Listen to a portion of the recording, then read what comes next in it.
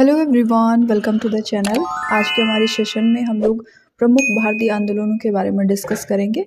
Top MCQs के form में हमारी क्लास होने वाली है और अपकमिंग जितने भी एग्जाम्स हैं उन सभी के लिए ये क्लास इंपॉर्टेंट होगी। सो क्वेश्चन को ध्यान से पढ़ें, साथ में हमारा डिटेल्ड एक्सप्लेनेशन होगा जिससे आपको अनदर पॉइंट्स भी क्लियर होंगे। पहला क्वेश्चन है, स्वदेशी आंदोलन कब प्रारंभ हुआ? व्हेन डिड द स्वदेशी मूवमेंट स्टार्ट? तो स्वदेशी आंदोलन जो है ये स्टार्ट हुआ है 1905 ईस्वी में। अगर इसके इम्पोर्टेंट पॉइंट की बात करें तो जब बंगाल विभाजन हुआ था उसी के विरोध में 1905 में स्वदेशी आंदोलन स्टार्ट हुआ। इसमें स्वदेशी वस्तुओं का प्रयोग किया गया, बहिष्कार किए गए विदेशी वस्तुओं का, विद्यालयों की स्थापना हुई। अरविंद घोष, सुरेंद्र नाथ बनर्जी और रविन्द्रनाथ टैगोर इसमें प्रमुख नेता हुए। तो इसका ईयर बहुत ही इंपॉर्टेंट है, 1905 ध्यान में रखेंगे। असहयोग आंदोलन किसके नेतृत्व में प्रारंभ हुआ? Under whose leadership did the non cooperation movement start? तो नॉन कोऑपरेशन मूवमेंट जो है यानी कि असहयोग आंदोलन ये स्टार्ट हुआ महात्मा गांधी के नेतृत्व में। 1920 में इसे गांधी जी ने स्टार्ट किया था। चंपारण, खेड़ा और अहमदाबाद के अनुभव के बाद राष्ट्रीय स्तर पर आंदोलन किया और खिलाफत आंदोलन के साथ इसे संयुक्त किया गया था। नमक सत्याग्रह की शुरुआत कहाँ से हुई? Where did the salt satyagraha begin? तो नमक सत्याग्रह जो है इसकी शुरुआत साबरमती से होती है।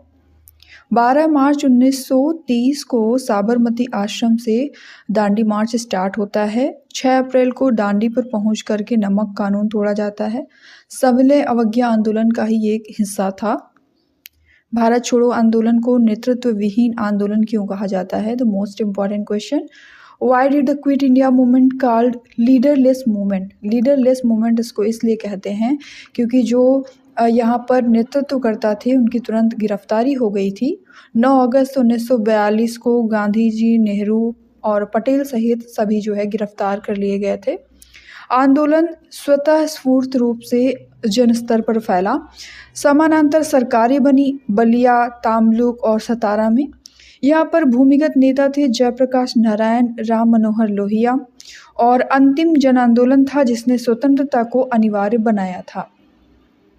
ईयर था 1942 और जन आंदोलन था एक तरीके से कह सकते हैं कि लास्ट जन आंदोलन था जिसने हमारे जो भारत की इंडिपेंडेंस है उसको कंपलसरी बना दिया था। सविनय अवज्ञा आंदोलन के द्वितीय चरण की शुरुआत किस समझौते के बाद हुई? After which agreement did the second phase of civil disobedient movement begin? सविनय अवज्ञा आंदोलन के द्वितीय चरण की शुरुआत होती है गांधी इरविन समझौते से। ये छोटे छोटे पॉइंट्स जो हैं एग्जाम में पूछे जाते हैं। 1931 में गांधी इरविन समझौता हुआ। सविनय अवज्ञा आंदोलन ये अस्थायी रूप से स्थगित कर दिया गया था। इसका परिणाम ये हुआ कि गांधी जी द्वितीय गोलमेज सम्मेलन में शामिल हुए। सम्मेलन विफल रहा, आंदोलन फिर से शुरू हो गया। ब्रिटिश दमन और तेज हो गया। तो गांधी इरविन समझौते के बाद जो सविनय अवज्ञा आंदोलन है इसके सेकेंड फेज की स्टार्टिंग हो जाती है। अब हमें यहाँ पर क्रोनोलॉजी चूज करनी है। चंपारण सत्याग्रह, असहयोग आंदोलन, दांडी मार्च और भारत छोड़ो आंदोलन। तो यहाँ पर हमारा correct answer option number A है। चंपारण सत्याग्रह पहले होता है, उसके बाद में असहयोग आंदोलन, फिर दांडी मार्च और लास्ट में होता है भारत छोड़ो आंदोलन। इनके ईयर आप देख सकते हैं, ध्यान में रखेंगे। चंपारण सत्याग्रह जो है ये हुआ 1917 में। इसके बाद असहयोग आंदोलन 1920 में 1920, दांडी मार्च 1930 एंड भारत छोड़ो आंदोलन जो है 1942 में माना जाता है। सो ये क्रोनोलॉजी ध्यान में रखेंगे। निम्नलिखित में से कौन सा आंदोलन प्रत्यक्ष रूप से जाति आधारित सामाजिक सुधार से जुड़ा हुआ है? Which of the following movements is directly associated with caste based social reform? Caste based social reform से जुड़ा हुआ है वैकोम सत्याग्रह। थोड़ा सा ये नया नाम है, इसको ध्यान में रखेंगे, एग्जाम्स में पूछा जाता है। वैकोम सत्याग्रह जो है ये मंदिर में प्रवेश से रिलेटेड था। छुआछूत के विरुद्ध ये आंदोलन चलाया गया था। यहाँ पर सामाजिक समानता का प्रश्न खड़ा हुआ मिला था जिसके तहत ये सत्याग्रह किया गया। राजनीतिक आंदोलन से सामाजिक आंदोलन की ओर विस्तार हुआ था। कौन सा आंदोलन दलित उत्थान से सीधे जुड़ा हुआ है? Directly link to the Dalit upliftment. तो सत्य शोधक समाज से संबंधित जो आंदोलन है ये जुड़ा हुआ है दलित उत्थान से। ये फूले के द्वारा स्टार्ट किया गया था। शूद्र अतिशूद्र अधिकार से के संबंध में शिक्षा को मुक्ति का साधन इसमें माना गया। सामाजिक न्याय की अवधारणा रखी गई और आगे चलकर अंबेडकर के विचारधाराएं जो थी उनकी नींव पड़ी थी। आत्मसम्मान आंदोलन, सेल्फ रिस्पेक्ट मूवमेंट, ये काफ़ी कम सुना जाता है बट इम्पॉर्टेंट है, ध्यान में रखेंगे। आत्मसम्मान आंदोलन जो है ये किससे संबंधित है? ये रिलेटेड है तमिलनाडु से। तमिलनाडु में ईवी रामास्वामी नायकर जो थे पेरियार, इनके द्वारा ये चलाया गया। जाति ब्राह्मणवाद और पितृसत्ता का विरोध इसमें हमें देखने को मिलता है। तर्कवाद और समानता पर बल दिया गया। द्रविड़ आंदोलन की वैचारिक नींव यहीं से पड़ती है। नेक्स्ट क्वेश्चन, अलीगढ़ आंदोलन का मुख्य उद्देश्य क्या था? What was the main objective of Aligarh movement?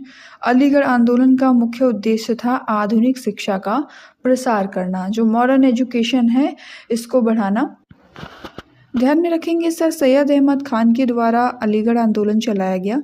इसी के तहत 1875 में मोहम्मडन एंग्लो ओरिएंटल कॉलेज की स्थापना भी हुई। पाश्चात्य विज्ञान व तर्कवाद पर जोर दिया गया। बाद में अलीगढ़ विश्वविद्यालय बना। मुस्लिम समाज में आधुनिक चेतना जागृत हुई। भारत में महिला शिक्षा की पहली प्रमुख प्रवर्तक कौन थी? Who was the first major promoter of women's education in India? Women's education जो है इंडिया में, इसको प्रमोट करने वाली पहली प्रवर्तक थी सावित्री बाई फुले। इनका नाम बहुत ही इम्पोर्टेंट है। भारत की पहली महिला शिक्षिका थी ये। पुणे में कन्या विश्वविद्यालय की स्थापना हुई 1848 में। जाति व लिंग दोनों ही भेदभावों का इन्होंने विरोध किया और महिला मुक्ति की आधारशिला रखी। खिलाफत आंदोलन का भारतीय राष्ट्रीय आंदोलन में क्या महत्व था? खिलाफत मूवमेंट जो है इंडियन नेशनल मूवमेंट में अपना सिग्निफिकेंट रोल प्ले करता है, क्योंकि इसने हिंदू मुस्लिम एकता को बल दिया था। पहली बार धार्मिक मुद्दा राष्ट्रीय मंच पर उजागर होकर के आया था खिलाफत आंदोलन में, और इसमें जन भागीदारी बढ़ी थी। गांधी जी द्वारा असहयोग से जोड़ा गया। बाद में सांप्रदायिक राजनीति की जटिलता भी इसमें शामिल हुई। 1857 और भारत छोड़ो आंदोलन में मूल अंतर क्या है? What is the basic difference between 1857 and quit India movement? तो इसमें बेसिक डिफरेंस ये है कि 1857 में राष्ट्रवाद विकसित नहीं हुआ था। 1857 पूर्व राष्ट्रवादी विद्रोह था, और 1942 का जो क्विट इंडिया मूवमेंट था यानी भारत छोड़ो आंदोलन, ये पूरी तरीके से राष्ट्रीय चेतना पर आधारित था। संगठन, नेतृत्व और लक्ष्य स्पष्ट थे। स्वतंत्रता का सीधा लक्ष्य रखा गया था 1942 में। कौन सा कथन सही है? Which of the following statement is correct? सभी आंदोलन राजनीतिक थे, आंदोलन केवल शहरी थे, आंदोलनों ने संविधान को प्रभावित किया, या फिर आंदोलनों का सामाजिक प्रभाव नहीं था। तो ये जो है हमारा रॉन्ग हो जाएगा, क्योंकि राजनीतिक से संबंधित धार्मिक मुद्दे भी आंदोलनों में थे, केवल शहरी नहीं थे, ग्रामीण क्षेत्रों से रिलेटेड भी थे, जैसे कि दांडी मार्च, तिनकठिया सिस्टम का विरोध, ये सभी चीज़ें जो थी, और सामाजिक प्रभाव नहीं था, ये भी गलत हो जाएगा। तो करेक्ट आंसर है हमारा ऑप्शन नंबर सी। जो हमारा संविधान बना, इसमें इन आंदोलनों ने अपनी महत्वपूर्ण भूमिका अदा की है। आंदोलन का जो प्रोसेस है और स्वतंत्रता, उसका रिजल्ट निकला, और इसी के साथ 1857 की अगर बात करें तो वहाँ पर चेतना की वजह से ये विद्रोह हुआ, और 1920 से लेकर 42 तक जितने भी आंदोलन हुए हैं वो जनशक्तियों के माध्यम से हुए हैं, जिससे हमारी स्वतंत्रता पॉसिबल हुई है। होम रूल आंदोलन, होम रूल मूवमेंट जो है, इसकी विशेषता क्या थी? तो इसमें स्वशासन की संवैधानिक मांग की गई थी। एक ऑप्शन ये भी दिया जाता है पूर्ण स्वतंत्रता की मांग। तो पूर्ण स्वतंत्रता की मांग होम रूल मूवमेंट में नहीं की गई थी, यहाँ पर स्वशासन की संवैधानिक मांग की गई थी। 1916 में स्टार्ट हुआ ये। तिलक और एनी बेसेंट के द्वारा अलग अलग लीग के रूप में इसको चलाया गया। आयरलैंड के होम रूल मॉडल से इन्होंने प्रेरणा ली थी, और शिक्षित मध्यम वर्ग की इसमें भागीदारी हमें ज़्यादा देखने को मिलती है। कांग्रेस की निष्क्रियता के दौर में सक्रिय था। 1900 से 1942 के जो आंदोलन थे, इनका अंतिम और सबसे स्थायी परिणाम क्या रहा? What was the ultimate and most lasting result of the movements of 1900 to 1942? तो इसका परिणाम ये रहा कि ब्रिटिश शासन की जो वैधता है, इसका पूर्ण क्षरण हमें देखने को मिला है। शासन जो है नैतिक रूप से अस्वीकार्य कर दिया गया था। बार बार जन उभार देखने को मिले, कई सारे ऐसे आंदोलन देखने को मिले जिसमें जो है भारतीय जनता सामने निकल कर के आई, आम जनमानस भी निकल के आया। युद्धोत्तर ब्रिटेन कमज़ोर होता गया और स्वतंत्रता जो है अपरिहार्य हो गई। 1930 से 42 के आंदोलनों के दौरान राष्ट्रवादी आंदोलन में कौन सा संरचनात्मक परिवर्तन स्पष्ट दिखता है? What structural changes are evident in the nationalist movement during the movements of 1930 to 42? तो इसमें हमें देखने को मिलते हैं सामाजिक आर्थिक मुद्दों का समावेश। किसान, मजदूर, महिला ये सभी इसमें शामिल थे और कर, जंगल मजदूरी, राजनीति और समाज से जुड़े मुद्दे, व्यापक जन आधार इन आंदोलनों में हमें व्यापक रूप से देखने को मिलता है। चंपारण के बाद गांधी जी द्वारा किया गया अगला किसान आंदोलन कौन सा था? Which was the next recent movement led by Gandhi ji after Champaran? तो चंपारण के बाद इन्होंने खेड़ा सत्याग्रह किया था।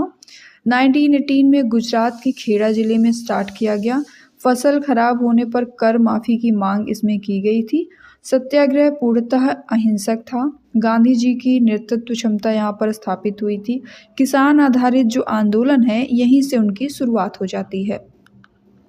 अहमदाबाद मिल हड़ताल 1918 किस प्रकार का आंदोलन था? अहमदाबाद मिल स्ट्राइक जो है ये एक तरीके का मजदूर आंदोलन था। तो हम एक चीज़ देख पा रहे हैं कि 1900 से लेकर के 1942 तक के जितने भी बड़े आंदोलन, छोटे बड़े आंदोलन हमें देखने को मिले, उसमें कृषक, महिलाएं, मजदूर और आम जनमानस सभी की भागीदारी शामिल है। अगर बात करें अहमदाबाद मिल स्ट्राइक की, तो ये कपड़ा मिल मजदूरों से जुड़ा हुआ आंदोलन था जिसमें मजदूरी बढ़ाने की मांग की गई थी। गांधी जी ने इसमें अनशन किया। पूंजी श्रम संबंधों में नैतिकता देखने को मिली और मजदूर आंदोलनों में गांधीवादी पद्धति हमें देखने को मिलती है। Rowlatt Satyagraha the most important आंदोलन जो 1919 का रॉलेट सत्याग्रह है, इसका क्या उद्देश्य था? तो दमनकारी जो कानून बनाया गया था इसका विरोध करना इसका उद्देश्य था। रॉलेट एक्ट में क्या किया जाता था? बिना मुकदमे के गिरफ्तारी कर ली जाती थी। तो इसी के विरोध में रॉलेट सत्याग्रह चलाया गया 1919 में। सत्याग्रह अखिल भारतीय स्तर पर चलाया गया था, ऑल इंडिया लेवल पर इसको चलाया गया। पहली बार गांधी जी का राष्ट्रव्यापी आंदोलन ये था और जलियांवाला बाग कांड की पृष्ठभूमि यहीं से हुई थी। अहिंसा की पहली बड़ी परीक्षा थी। हरिपुरा कांग्रेस अधिवेशन 1938 के बाद किस प्रकार के आंदोलनों को बल मिला? Which type of movement gained strength after the Haripura Congress session 1938? तो इसमें समाजवादी प्रवृत्ति हमें देखने को मिलती है हरिपुरा कांग्रेस अधिवेशन के बाद। सुभाष चंद्र बोस जो हैं ये हरिपुरा कांग्रेस अधिवेशन के अध्यक्ष थे। योजना और राज्य हस्तक्षेप पर यहाँ पर जोर दिया गया। वामपंथी विचारों का प्रभाव भी देखने को मिलता है। साथ में युवा वर्ग की सक्रियता और आगे चल के फॉरवर्ड ब्लॉक किया गया। युवा वर्ग की सक्रियता इसमें हमें देखने को मिलती है हरिपुरा कांग्रेस अधिवेशन में और अध्यक्ष ध्यान में रखेंगे सुभाष चंद्र बोस जी हैं। 1900 से 1942 के आंदोलनों की सबसे बड़ी विशेषता क्या थी? तो जन आधारित बहुआयामी संघर्ष हमें देखने को यहाँ पर मिलता है। किसान, मजदूर, आदिवासी, महिलाएं सभी लोग इन आंदोलनों में शामिल थे। जन भागीदारी हमें देखने को मिलती है। इसमें राजनीतिक मुद्दे उठाए गए, सामाजिक और आर्थिक मुद्दे भी उठाए गए। गांधीवादी नेतृत्व में विस्तार हुआ इन आंदोलनों का और राष्ट्रीय चेतना का परिपक्व चरण था ये। स्वतंत्रता के लिए जनशक्ति आगे निकल कर के आई और स्वतंत्रता की मांग की गई। नमक सत्याग्रह की रणनीतिक विशेषता क्या थी? What was the strategic feature of the salt Satyagraha? नमक सत्याग्रह की रणनीतिक विशेषता थी कि ये कानून अर्थव्यवस्था और नैतिकता दोनों को ही जोड़ता था। नमक दैनिक आवश्यकता की वस्तु है, इसलिए इसका कानून तोड़ना जो है सरल था। गरीब अमीर सभी इसमें जुड़े। आर्थिक राष्ट्रवाद का ये प्रतीक था। ब्रिटिश नैतिकता पर इसमें सीधा प्रहार देखने को मिलता है। किस आंदोलन ने पहली बार ब्रिटिश शासन की नैतिक वैधता पर सीधा प्रश्न खड़ा किया? तो रॉलेट सत्याग्रह जो है नैतिक वैधता पर सीधा प्रश्न खड़ा करता है रॉलेट सत्याग्रह जो है, रॉलेट एक्ट क्या था, बिना मुकदमे के यहाँ पर गिरफ्तारी कर ली जाती थी। तो बिना मुकदमे की जो गिरफ्तारी है, इसके विरोध में रॉलेट सत्याग्रह चलाया गया था। अहिंसा बनाम दमन ये सत्याग्रह था। जलियांवाला बाग की पृष्ठभूमि यहीं से पड़ती है। सविनय अवज्ञा आंदोलन को चरणबद्ध आंदोलन क्यों कहा जाता है? Why is the civil disobedient movement called phased movement? तो इसको चरणबद्ध आंदोलन इसलिए कहते हैं क्योंकि ये रुक रुक कर अलग अलग चरणों में चला था। पहला चरण इसका 1930 में स्टार्ट हुआ दांडी के बाद में, और स्थगन इसका गांधी इरविन समझौते के बाद में हुआ। और दूसरा चरण स्टार्ट हुआ था 1932 में, ब्रिटिश दमन जो है जब ज़्यादा तीव्र हो गया था। 1932 में सविनय अवज्ञा आंदोलन कमज़ोर क्यों पड़ा? उस समय ये कमज़ोर पड़ता है भीषण दमन की वजह से और संगठनात्मक थकान की वजह से। संगठन की कमी देखने को मिली, जिसकी वजह से आंदोलन कमज़ोर पड़ा। सामूहिक गिरफ्तारियां हुई, प्रेस पर प्रतिबंध लगा दिया गया, आंदोलन लंबे समय तक चला, ग्रामीण क्षेत्रों में दबाव बढ़ता गया, जिसकी वजह से सविनय अवज्ञा आंदोलन जो है 1932 में कमज़ोर पड़ गया था। 1942 के आंदोलन में हिंसा की प्रवृत्ति क्यों दिखाई दी? Why was there a tendency towards violence in 1942 movement?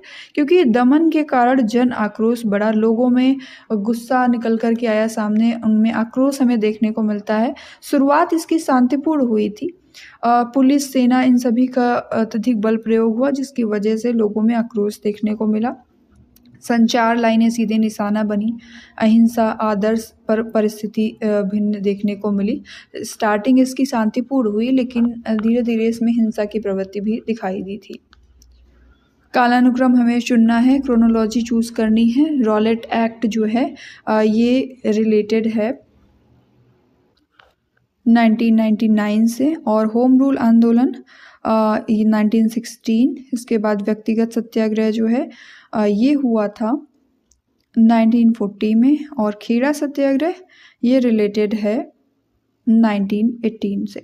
तो अगर हम यहाँ पर क्रोनोलॉजी को चूज़ करें तो ऑप्शन नंबर ए हमारा करेक्ट होगा, क्योंकि सबसे पहले 1916, फिर 1918, और इसके बाद में 1919, देन 1940। तो एक्सप्लेनेशन में आप देख सकते हैं यहाँ पर ईयर भी लिखे हुए हैं हमारे। ध्यान में रखना है, इन आंदोलनों की क्रोनोलॉजी जो है वो हमें अच्छे से याद रखनी है। ईयर याद रहेगा तो क्रोनोलॉजी हम सेट कर लेंगे। निम्नलिखित आंदोलनों को सही रूप से मिलाइए। आंदोलन और उसकी प्रमुख विशेषता लिखी हुई है, यहाँ पर आपको कोडिंग दी गई है, इसमें आपको मिलाना है। होम रूल जो है ये संवैधानिक सुशासन से रिलेटेड था। रॉलेट सत्याग्रह दमनकारी कानून के विरोध में चलाया गया था, और व्यक्तिगत सत्याग्रह नैतिक चेतावनी थी। भारत छोड़ो आंदोलन जो है स्वतः स्फूर्त जन उभार था। तो ये सभी ए का 1 हो जाएगा, बी का 2, और सी में 3, डी में 4, यानी ऑप्शन नंबर ए हमारा करेक्ट हो जाएगा। निम्न में से कौन सा आंदोलन मुख्यतः मध्यम वर्ग तक सीमित रहा? बहुत ही इंपॉर्टेंट क्वेश्चन है। होम रूल आंदोलन जो है ये मध्यम वर्ग तक ही सीमित देखने को मिलता है, जिसमें संवैधानिक मांग की गई थी स्वशासन की, स्थानीय स्वशासन की। यहाँ पर पूर्ण स्वतंत्रता की मांग नहीं की गई थी। अशिक्षित वर्ग इसमें सक्रिय रहा, सीमित ग्रामीण भागीदारी देखने को मिली, बाद में मास पॉलिटिक्स की ओर संक्रमण मिला था। निम्न में से कौन सा समाचार पत्र जो है ये भारतीय राष्ट्रीय आंदोलन के दौरान लोकमान्य तिलक के द्वारा लिखा गया था? तो केसरी जो समाचार पत्र है ये लोकमान्य तिलक के द्वारा भारतीय राष्ट्रीय आंदोलन के दौरान लिखा गया। उन्होंने 2 समाचार पत्र लिखे हैं, केसरी जो कि मराठी में था, और मराठा ये अंग्रेजी में प्रारंभ किए। युगांतर पत्रिका जो है, अगर युगांतर पत्रिका की बात करें तो ये एक बंगाली समाचार पत्र था, जिसकी स्थापना हुई थी कलकत्ता में, वरेंद्र कुमार घोष ने की थी, अविनाश भट्टाचार्य और भूपेंद्र दत्त ने 1906 में की थी। बंगाली अखबार की स्थापना गिरीश चंद्र घोष ने की थी। ये जो बंगाली देख रहे हैं आप ऑप्शन में, इसकी स्थापना की थी गिरीश चंद्र घोष ने। इसके अलावा में अमृता बाजार पत्रिका जो है इसकी स्थापना शिशिर कुमार घोष और मोतीलाल घोष ने की थी। तो भारतीय राष्ट्रीय आंदोलन से संबंधित ये जो कुछ पत्रिकाएं हैं, समाचार पत्र हैं, इनसे रिलेटेड क्वेश्चंस भी पूछे जाते हैं। किस वर्ष महात्मा गांधी ने किसानों के समर्थन में गुजरात के खेड़ा जिले में सत्याग्रह किया था? तो खेड़ा सत्याग्रह जो है ये 1918 में हमें देखने को मिलता है। महात्मा गांधी के नेतृत्व में कुछ इम्पोर्टेंट जो आंदोलन चलाए गए उनके ईयर ध्यान में रखेंगे, जैसे चंपारण जो है 1917, खेड़ा आंदोलन 1918, खिलाफत आंदोलन 1919, असहयोग आंदोलन 1920 और सविनय अवज्ञा आंदोलन दांडी मार्च से स्टार्ट होता 1930 में। इसका दूसरा चरण 1932 में हुआ था और भारत छोड़ो आंदोलन 1942। चंपारण सत्याग्रह के दौरान नील की खेती किस नाम से पहचानी जाती थी? तो इसे तीन कठिया पद्धति के नाम से जाना जाता था। नील की खेती के लिए चंपारण जो है ये एक बहुत ही इम्पोर्टेंट प्लेस था। चंपारण कहाँ पर पड़ता है? तो ये उत्तर पश्चिमी बिहार का एक जिला है। चंपारण में नील की खेती की प्रमुख पद्धति थी तीन कठिया पद्धति। 1928 के बारडोली सत्याग्रह का नेतृत्व किसने किया? तो इसका नेतृत्व किया है सरदार वल्लभ भाई पटेल ने। अब एक इम्पॉर्टेंट पॉइंट ध्यान में रखेंगे, जो सरदार वल्लभ भाई पटेल थे इनको सरदार की उपाधि दी थी बारडोली की महिलाओं ने। बारडोली सत्याग्रह के दौरान वल्लभ भाई पटेल को उनके नेतृत्व और समर्पण को पहचानते हुए सरदार की उपाधि दी गई थी। काकोरी षड्यंत्र के दौरान ब्रिटिश भारत का वायसराय कौन था? Who was the Viceroy of British India during Kakori conspiracy? तो उस समय लॉर्ड रीडिंग जो है ये भारत का वायसराय था। लॉर्ड रीडिंग ने 1928 से 1926 तक ब्रिटिश भारत के वायसराय के रूप में कार्य किया। वह काकोरी षड्यंत्र के दौरान वायसराय थे, जो कि 9 अगस्त 1925 को हुआ था। काकोरी जो षड्यंत्र है इसकी डेट ध्यान में रखेंगे 9 अगस्त 1925। काकोरी षड्यंत्र, जिसे काकोरी ट्रेन डकैती के रूप में भी जाना जाता है, ये हिंदुस्तान रिपब्लिकन एसोसिएशन के सदस्यों के द्वारा एक क्रांतिकारी कृत्य था, जिसमें शामिल थे राम प्रसाद बिस्मिल, अशफाक उल्लाह खां और चंद्रशेखर आज़ाद। ये प्रमुख नेता इसमें शामिल थे। HRA के नाम से जाना जाता है Hindustan Republican association. Next question है, रॉलेट एक्ट के संदर्भ में स्टेटमेंट आपको दिए गए हैं, सही आंसर हमें पहचानना है। ये प्रथम अखिल भारतीय गांधीवादी आंदोलन था। सेकेंड है, ये युद्धकालीन कानून के विस्तार के विरुद्ध था। थर्ड है, ये हिंसक साधनों पर आधारित था। तो ये गलत हो जाएगा क्योंकि ये अहिंसक साधनों पर आधारित था, हिंसक साधन यहाँ पर नहीं थे। प्रथम अखिल भारतीय गांधीवादी आंदोलन था ये। ऑप्शन ए हमारा जो फर्स्ट स्टेटमेंट है ये सही हो जाएगा। सो 1 और 2 के लिए ऑप्शन नंबर बी हमारा करेक्ट होगा। अहिंसक सत्याग्रह था ये, दमनकारी कानून का विरोध इसने किया और जलियांवाला बाग की पृष्ठभूमि पड़ी थी। युद्धकालीन कानूनों के विस्तार के खिलाफ था। इसका मीन्स ये हुआ कि ब्रिटिश गवर्नमेंट जो है वो भारत में बढ़ते राष्ट्रवादी जो आंदोलन है उनको कुचलने के लिए 1919 में ये एक्ट लेकर के आई थी और इसने जो भारतीय थे उनकी मौलिक अधिकारों जैसे कि अभिव्यक्ति की स्वतंत्रता हो गई, इन सभी का उल्लंघन किया रॉलेट एक्ट ने। इसीलिए इसको गांधी जी ने काला कानून कह करके इसका विरोध किया था। आगे बढ़ेंगे। नेक्स्ट क्वेश्चन है हमारा, होम रूल आंदोलन के संदर्भ में इसका उद्देश्य डोमिनियन स्टेटस था। ये पूर्ण स्वतंत्रता की मांग करता था। इसमें संवैधानिक तरीकों पर बल था। तो ध्यान में रखेंगे पूर्ण स्वतंत्रता की मांग इसने नहीं की है। सो ये जो स्टेटमेंट लिखा है इसका उद्देश्य डोमिनियन स्टेटस था, ये बिल्कुल सही है क्योंकि स्वराज्य की मांग यहाँ पर की गई थी। अपना सेल्फ शासन चाहते थे लोग। इसमें संवैधानिक तरीकों पर बल दिया गया था। होम रूल यानी पूर्ण स्वराज की यहाँ पर मांग, पूर्ण स्वतंत्रता की मांग नहीं की गई थी। संवैधानिक आंदोलन था ये और सीमित जन भागीदारी इसमें देखने को मिली है।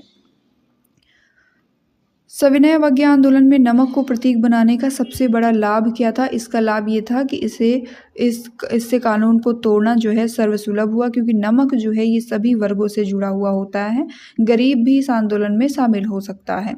अहिंसक उल्लंघन यहाँ पर आसान था और मास पार्टिसिपेशन सुनिश्चित किया गया ताकि ज़्यादा से ज़्यादा लोग इस आंदोलन के साथ जुड़ सकें। तो सविनय अवज्ञा आंदोलन में नमक को प्रतीक बनाने का लाभ ये हुआ कि इसे तोड़ना सर्वसुलभ हुआ।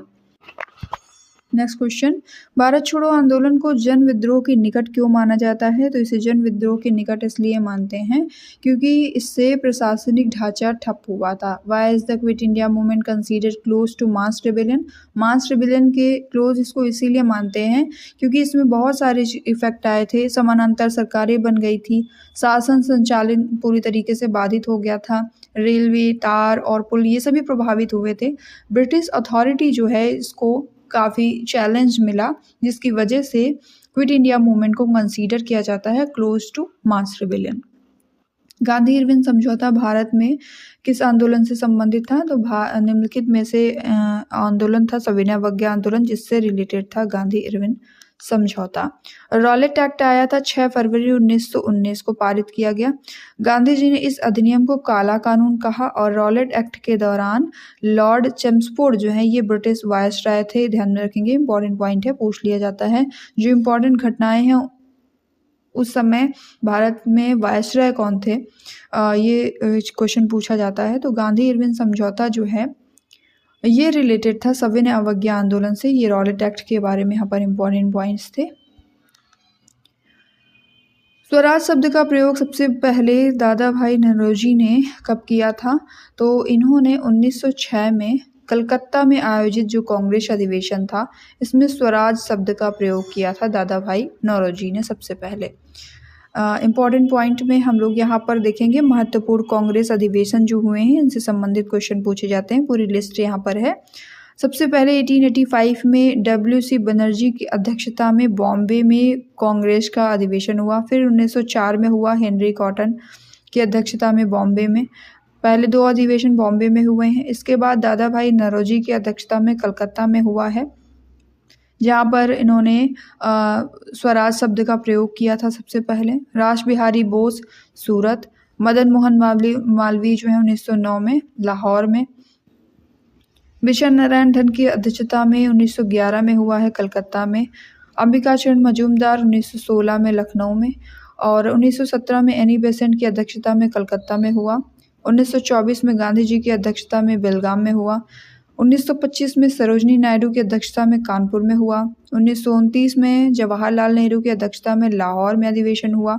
उसके बाद 1938 में सुभाष चंद्र बोस की अध्यक्षता में हरिपुरा अधिवेशन होता है। 1916 के प्रसिद्ध लखनऊ समझौते पर किसके किसके बीच में हस्ताक्षर किए गए थे? तो बाल गंगाधर तिलक और मोहम्मद अली जिन्ना, इन दोनों ने साइन किया था। इस समझौते के परिणाम स्वरूप जो मुस्लिम लीग है इसके नेता जो है भारतीय स्वतंत्रता की मांग करते हुए कांग्रेस के आंदोलन में शामिल होने के लिए सहमत हुए थे। लखनऊ समझौते को हिंदू मुस्लिम एकता के लिए आशा की किरण के रूप में देखा गया था। भारतीय आंदोलन और उनके ईयर को यहाँ पर डिस्कस करेंगे। इंपॉर्टेंट पॉइंट भी साथ में मेंशन्ड हैं। पूरी लिस्ट हम लोग डिस्कस कर लेते हैं ताकि क्वेश्चन में अगर कोई पॉइंट या कोई ईयर रह गया है तो यहाँ पर हमारा रिवाइज हो जाएगा। सबसे पहले स्टार्टिंग करते हैं 1857 के विद्रोह से। ये भी एक महत्वपूर्ण जन आंदोलन था। ब्रिटिश शासन के खिलाफ पहला बड़ा विद्रोह था, एक तरीके से विद्रोह इसको कह सकते हैं। भारतीय राष्ट्रीय कांग्रेस की स्थापना होती है 1885 में। स्वदेशी आंदोलन सबसे पहले स्टार्ट होता है 1900 के दशक का अगर देखें 1900 से 1942 जो मेन आंदोलन हुए हैं उनमें से सबसे पहला मुख्य आंदोलन था स्वदेशी आंदोलन, जो कि 1905 में हुआ बंगाल विभाजन के विरोध में। 1906 में मुस्लिम लीग की स्थापना हो जाती है। फिर गदर आंदोलन होता है 1913 में। होम रूल आंदोलन जो है 1916 में बाल गंगाधर तिलक और एनी बेसेंट के द्वारा। चंपारण सत्याग्रह 1917 में, ये गांधी जी का पहला सत्याग्रह था। खेड़ा सत्याग्रह 1918 में किसानों के लिए। अहमदाबाद मिल हड़ताल मजदूरों के लिए था ये 1918 में। फिर 1919 में रॉलेट सत्याग्रह होता है रॉलेट एक्ट के विरोध में, जिसमें बिना मुकदमे की गिरफ्तारी शामिल थी। गांधी जी ने इसको काला कानून कहा था। नेक्स्ट आता है असहयोग आंदोलन 1920 से 22 में गांधी जी के नेतृत्व में। फिर चौरी चौरा कांड 1922 में असहयोग आंदोलन के दौरान। बारदोली सत्याग्रह 1928 में सरदार पटेल के द्वारा। सविनय अवज्ञा आंदोलन जो है नमक सत्याग्रह से कहते हैं 1930 में गांधी जी के द्वारा चलाया गया। इसके बाद में गोलमेज सम्मेलन हुआ। देन इसका दूसरा चरण 1932 में स्टार्ट होता है। व्यक्तिगत सत्याग्रह या इंडिविजुअल सत्याग्रह कहते हैं इसको। 1940 ये थोड़ा चर्चित नहीं है तो इसे ध्यान में रखेंगे, ये वर्ड व्यक्तिगत सत्याग्रह, इंडिविजुअल सत्याग्रह। भारत छोड़ो आंदोलन, क्विट इंडिया मूवमेंट, जिसे विशाल जन आंदोलन कहा गया, 1942 में गांधी जी के द्वारा चलाया गया। इसी के साथ आज की हमारी क्लास जो है यहीं पर एंड होती है। वीडियो कैसी लगी कमेंट में ज़रूर बताएं। लगभग सभी पॉइंट्स हम लोगों ने यहाँ पर कवर करने की कोशिश की है। अच्छे से क्लास को रिवाइज करें और अपकमिंग जितने एग्जाम्स हैं उनसे रिलेटेड इंपॉर्टेंट पॉइंट से जुड़े रहने के लिए, इंपॉर्टेंट सेशंस जो होते हैं उनसे जुड़े रहने के लिए चैनल को सब्सक्राइब करके बेल आइकन को प्रेस करना ना भूलें, ताकि जो भी इंफॉर्मेटिव कंटेंट अपलोड किया जाता है उसकी नोटिफिकेशंस आपको मिल सकें। Thank you.